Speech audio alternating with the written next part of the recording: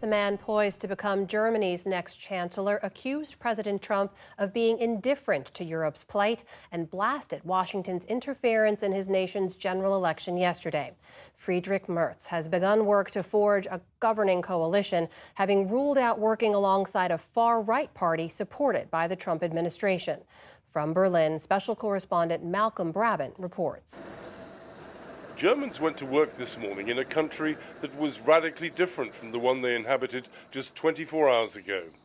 Not only had Germany taken a giant stride to the right, but it had also elected a chancellor who's a straight talker and isn't shy about telling America what he really thinks.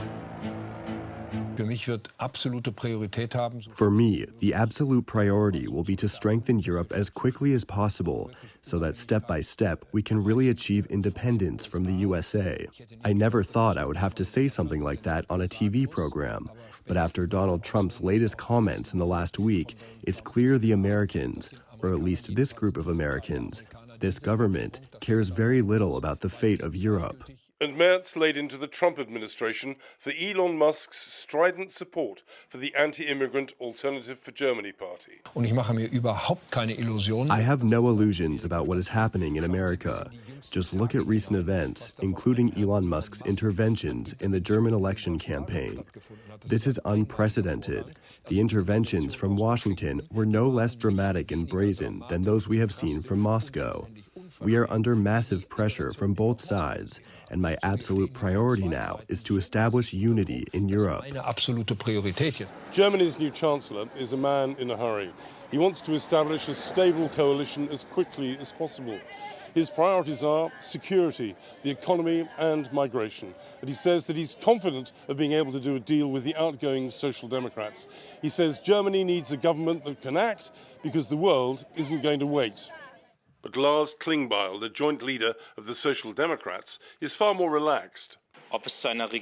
Whether a government is formed, whether the SPD joins a government is not certain. These are decisions that will be made in the coming weeks and months.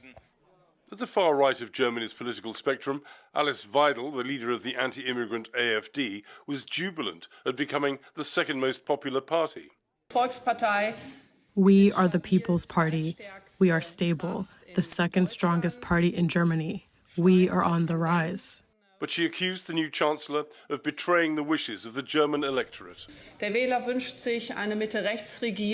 Voters want a center-right government, and it is ultimately up to the CDU whether they want to implement this. At the moment, it doesn't look like they will. Friedrich Merz has decided to stick to his stance of blocking the AfD. We consider this blockade to be undemocratic. Even though the AfD will not be part of the government, public relations consultant Mizgin Aslan fears their influence. My prime concern is that it leads to an increasing normalization of far-right and racist ideologies. And unfortunately, the other parties, by jumping on this debate of the so-called migration crisis, also contributes to this normalization of this ideology and thereby also contribute to an increasing atmosphere of hate and distrust vis-à-vis people that don't look stereotypical German. Merz wants to reassure people like Mizgin that by being tough on migration, he'll reduce support for the AfD at the next election. But that means more controls in places like Frankfurt-Oder on the Polish border. Such checks violate the European Union principle of freedom of movement between member states. But right now, Germany's domestic priorities come first. For the PBS NewsHour, I'm Malcolm Brabant in Berlin.